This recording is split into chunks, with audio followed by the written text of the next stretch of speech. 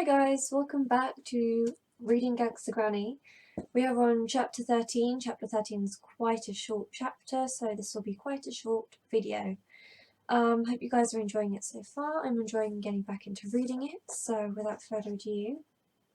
Chapter 13, A Lifetime of Crime. Hours passed in what seemed like minutes, as Granny told her grandson how she had stolen every one of the dazzling items spread out on the living room floor. The huge tiara had belonged to the wife of the President of the United States of America, the First Lady. Granny told Ben how, over 50 years earlier, she had sailed all the way to America on a cruise liner to steal it from the White House in Washington, and that while sailing back home, she had robbed every rich lady on the ship of her jewels. How she was caught red-handed by the captain of the ship and escaped by diving overboard and swimming the last few miles of the Atlantic Ocean back to England with all of the jewellery hidden in her knickers. Granny told Ben that the sparkling emerald earrings that had been in her little bungalow for decades were worth over £1 million each.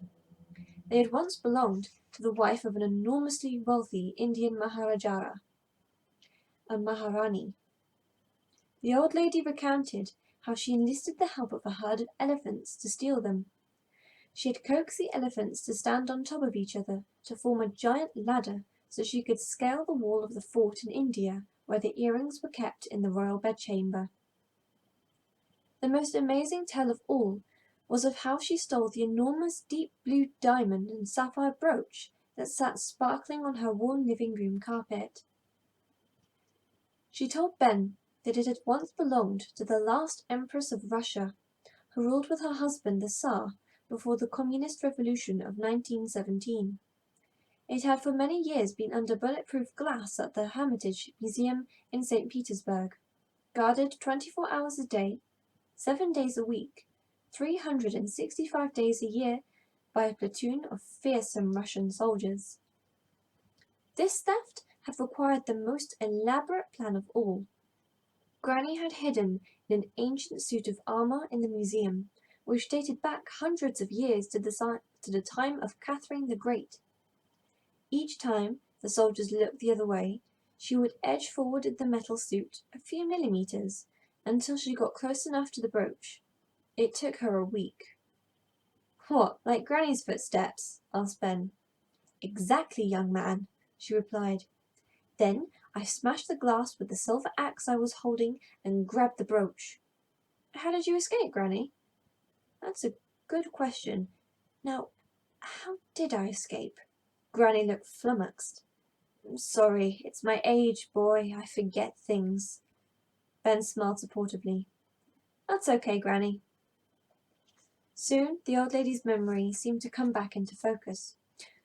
"Oh, yes, I remember," she continued. "I ran outside into the courtyard of the museum, leapt into the barrel of a huge cannon, and then fired myself to safety." Ben pictured this for a moment. Here's Granny, in deepest, darkest Russia, flying through the air in an ancient suit of armour. It was hard to believe, but how else could this little old lady come to have such an astonishing collection of priceless gems? Ben loved Granny's daring tales. At home, Ben had never had stories read or told to him. His parents always just switched on the television and slumped down on the sofa when they got home from work. Hearing the old lady talk was so exciting. Ben wished he could move in with her. He could listen to Granny all day. "There can't be a jewel in the world you haven't stolen," said Ben. "Oh, yes, there is, young man. Hang on, what's that?" "What's what?" said Ben. Granny was pointing behind Ben's head, an expression of horror on her face. It's... "What?" said Ben, not daring to turn around and see what she was pointing at. A shiver ran down his spine. "Whatever you do," said Granny, "don't turn round." That is the end of chapter 13. I hope you enjoyed that chapter. As I said, quite a short one. Yeah. I hope you enjoyed. Leave a like, a comment, whatever. And I'll see you for the next reading of Gangsta Granny.